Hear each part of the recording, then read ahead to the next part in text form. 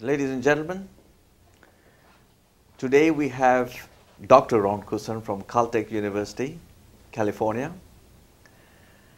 He is a nuclear physicist and also was a student of Richard Feynman. He spent much of his career in leading, designing, and testing advanced systems for the US government.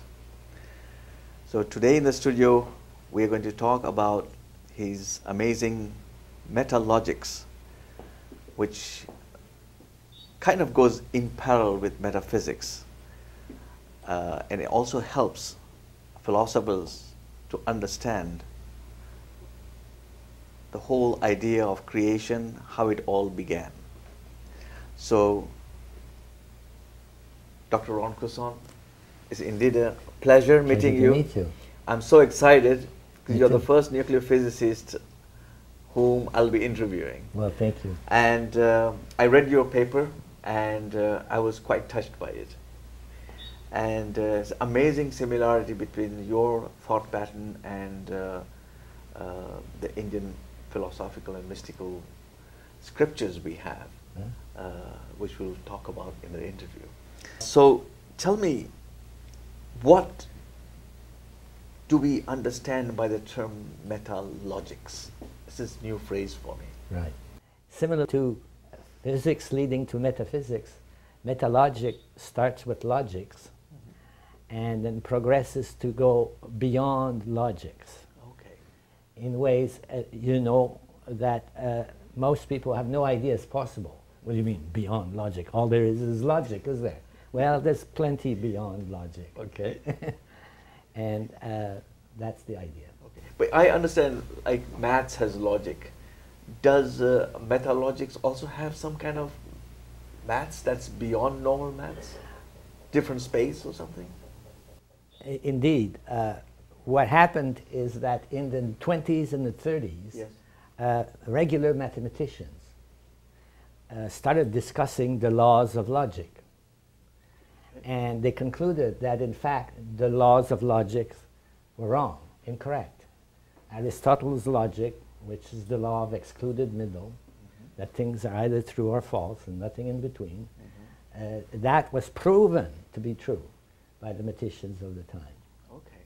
So they invented a logic in which the number of possibilities for a statement was 4 times, not twice.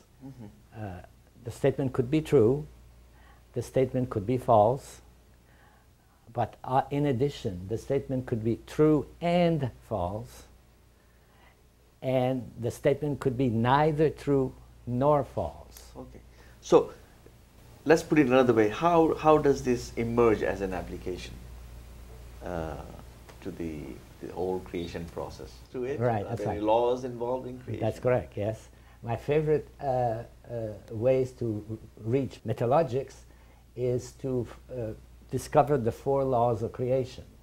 Okay. Could we talk about that? Oh, yeah. Yeah, sure. Go ahead. Very, very exciting development.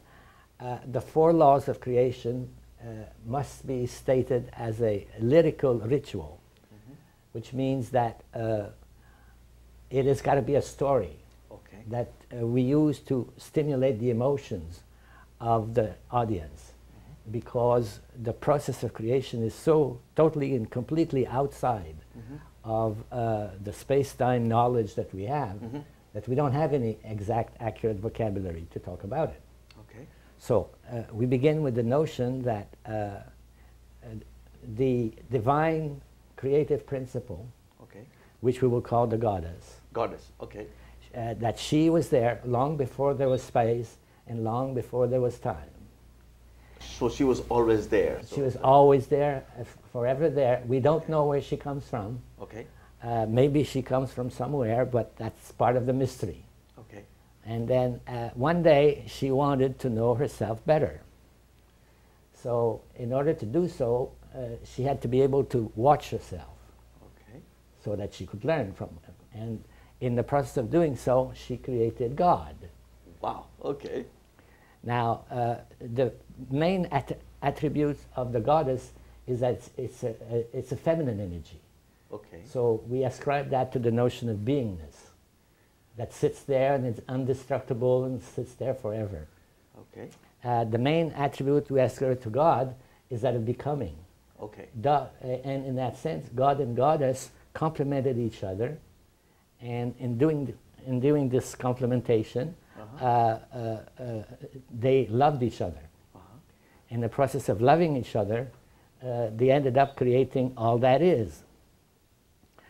All that is includes all sorts of components.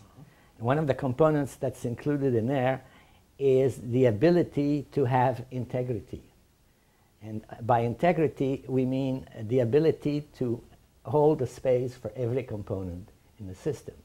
Okay. So at this stage of creation, we have only God and Goddess, we have only being and becoming. Yes.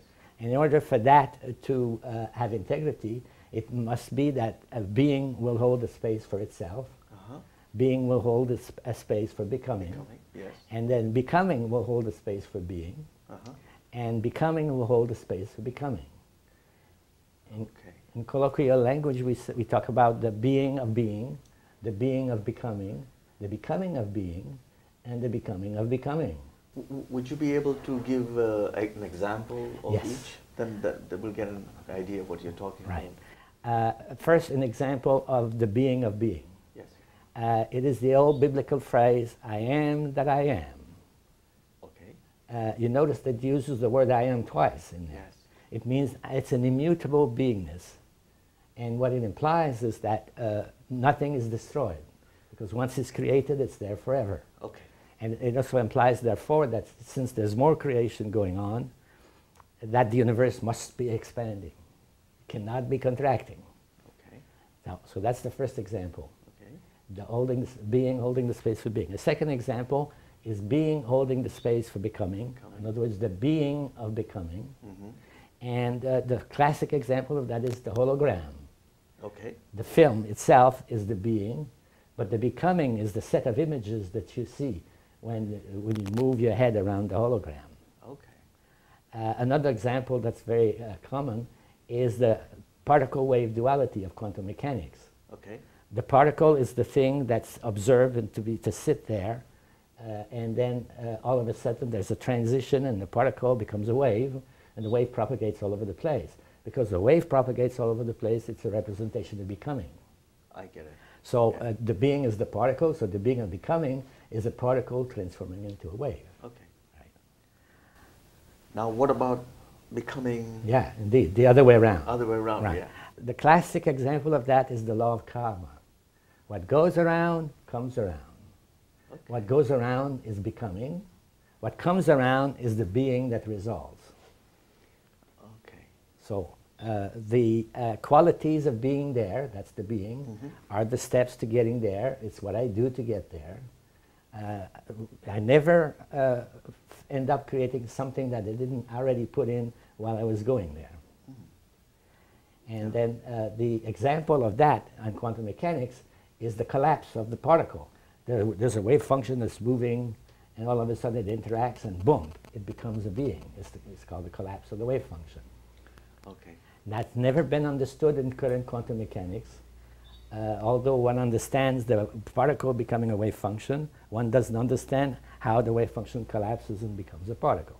It's still a mystery at the moment? Still a mystery at the moment, that's right. Okay. So there is a fourth example for the fourth law of creation, and it's called the law of evolution. Okay. Everything must change, except the first three laws, because the first three laws are immutable.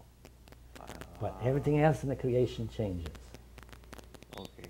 And then we have free will, which means that what happens is you get to choose whether you will change by growing more and becoming more complex, or whether you will degenerate and becoming less and falling into the chaos, into the disintegration.